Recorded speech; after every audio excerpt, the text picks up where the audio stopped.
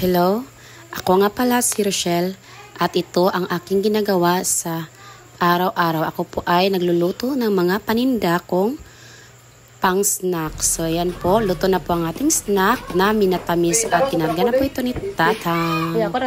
So as you can see guys, luto na ang ating minatamis at ito ay aking ilalagay sa tabs. Ayan.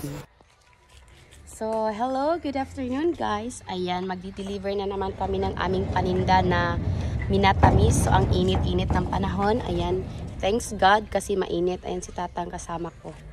Magdi-deliver ng panindang minatamis. Ayan po. So, sa mga taga-Hingog City dyan, bumili na kayo. Huwag na kayo mahiya kasi makakapalang mukha na nagtitinda. Ayan. Ayun, Tatang. Hello guys, kami ang nagbabalik. Yan si Tatang Voice Reels, paki-follow. Tawag ko guys. Katogo na ang driver. Ayan, nagbabalik ang iyong auntie and uncle pag-deliver. Ikat na rin yung nag-ulaw kayo. Yan. So, si Tatang o, yung driver ko, kahapon at ngayon, bukas at magpakailanman.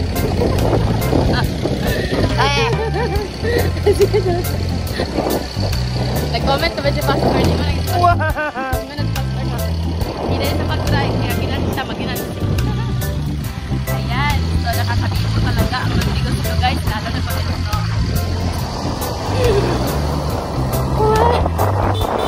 We're right in Hingog City. Kanamdol na ligat ang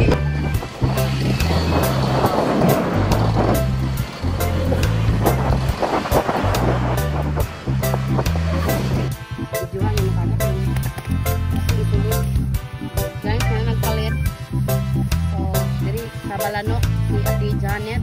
Salamat Ate Janet sa pagbili ng aking paninda. At tanawa guys, tanawa nyo ang kanyang inabot sa kanyang pagtinda guys. Naabot na sa jungle guys. In the jungle.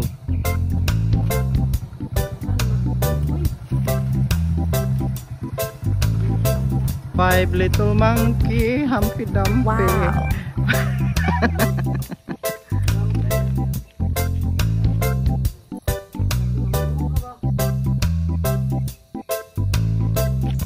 So ayan guys, for today's video, ang inyong uncle, ang driver sa tindira nga vlogger nga 5 kabuk anak nagdungan og dadko puros pagyud laki gas nung bagay. So niabot na mi diri sa Lasang sa Balanok.